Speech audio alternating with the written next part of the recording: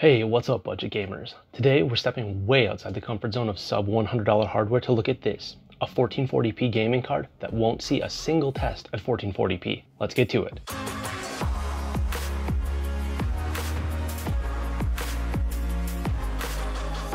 This is the JieShuo RX 6700 XT, and at the time of upload, one of these could be had for $275 USD, shipped worldwide off AliExpress, ostensibly with a warranty, which is fantastic because at the same time, a brand new MSI mech can be had shipped domestically within the States for $320 USD. Straight away, that's a $45 savings, which is amazing, but we do have some questions.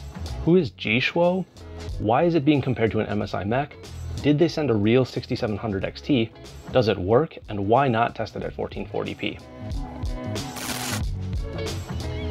Out of the gate here, I have no idea who JieShuo are, or who they're supposed to be. I have a guess, but ultimately it doesn't matter. I do know that they didn't actually make this card because it isn't aping an MSI mech.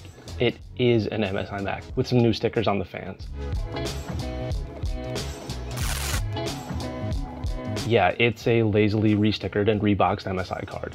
It still has all the MSI badging down to the factory warranty void if removed sticker on the cooler screws. It sure is. Swapping from my personal RX 6800 to this card saw it immediately recognized by the installed AMD driver without touching a thing, and its clocks, power profile, and fan curve loaded by default into MSI Afterburner. Yes. Now, being an almost certainly mined card, it is natural to worry about thermals, but honestly, this thing was a champ. Using the stock silent mode fan profile, it peaked in the low 70s inside my case, and after swapping to the default user fan curve in Afterburner, which I do on every card, it never got over 60 degrees C while gaming.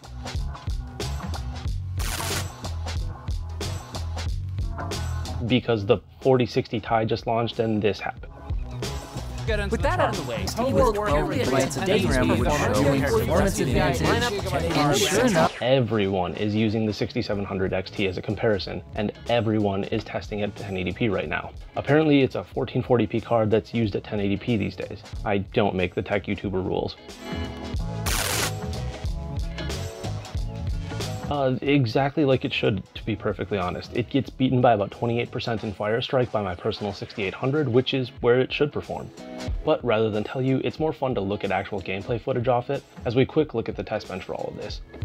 Side note, this was all done undervolted, but at 1160 millivolts, which is an undervolt literally every 6700 on the market should manage comfortably, so your results, should you decide to buy one, will be in line with these. Starting off with a game that everyone wants to know about all the time, with cranked epic settings, Fortnite pushes a buttery smooth 133 FPS, and keeps its 1% lows near the 90 mark, for play that can be both visually stunning and highly competitive. Now this is without the nanite and lumen options turned on, because those are features really aimed at future hardware to use with Unreal Engine 5, and they don't contribute much to the game.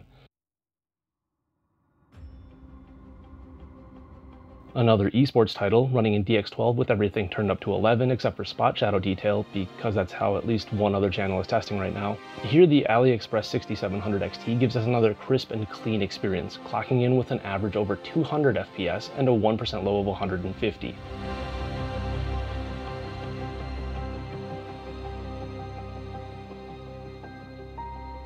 Moving on to older but much loved AAA titles, we get to GTA 5. Another game that introduced graphical options intended for hardware well beyond what was available at launch. With all the normal graphics options cranked into overdrive, this classic gives the 6700 XT a right good workout, while staying in the triple-digit average frame rate.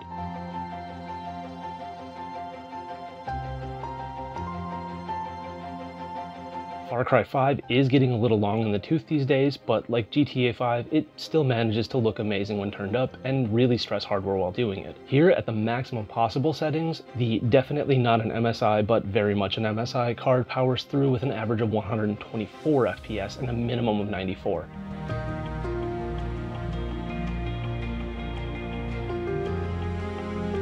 Continuing the trend, Shadow of the Tomb Raider is a AAA title that's aging, but doing so very gracefully, and has no problem giving lackluster hardware a right good kicking. However, it's the AliExpress 6700 XT doing the kicking at max settings here, bullying Lara Croft into an average of 147 FPS with a 95th percentile frame rate of 114.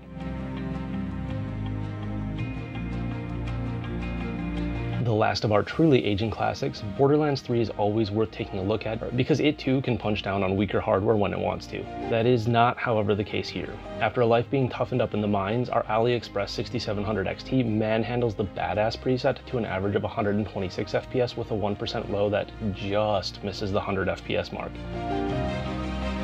There isn't much to say about Horizon Zero Dawn. It's Horizon Zero Dawn, and everyone knows it's perfectly capable of curb-stomping hardware.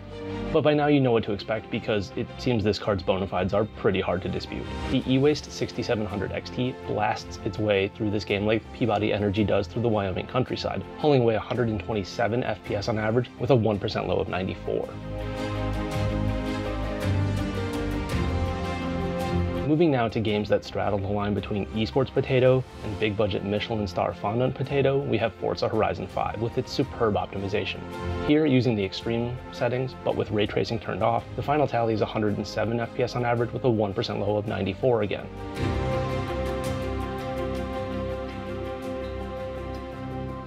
In the same esports but AAA also hybrid category, Warzone 2.0 had me risking a ban to play with the Afterburner overlay, but it was ultimately worth it for an average of 124 FPS by the end of my matches and a 1% low of 86. Sadly, like Apex, this is well into the realm of not being able to blame my hardware for my subpar play, so maybe this card is proving to be a horrible investment, specifically because of how well it plays everything.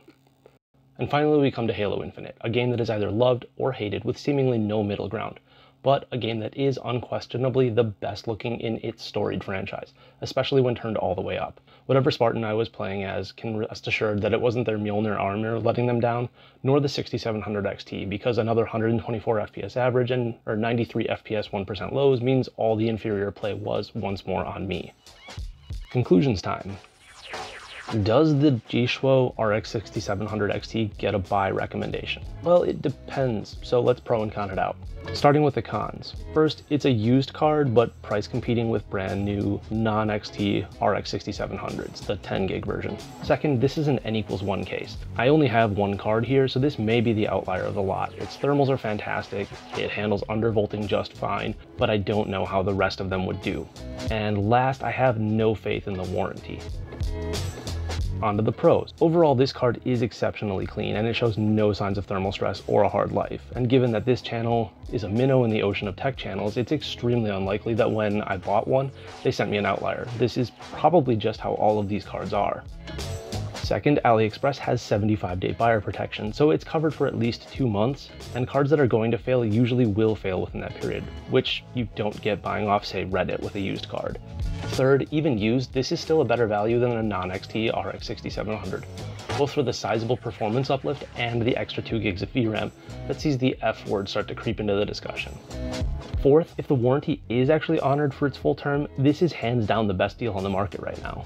And lastly, and most importantly, the new retail counterpart is only $320 US in the US, and there are about 7.7 billion people who don't live in the US, meaning that for most of the world, this price dramatically undercuts new retail. So then, if you have an objection to buying a card that was mined, or you simply want a rock-solid warranty that you know will be honored when you need it, this might be a pass. For the rest of you though, this thing does look like a really solid deal that should be a consideration before buying new, especially if, as every other channel is pointing out right now, the new card that you're considering is the disaster piece that is the 4060 Ti. On that bombshell, thanks for watching, be sure to like and subscribe, and I'll see you all in the next one.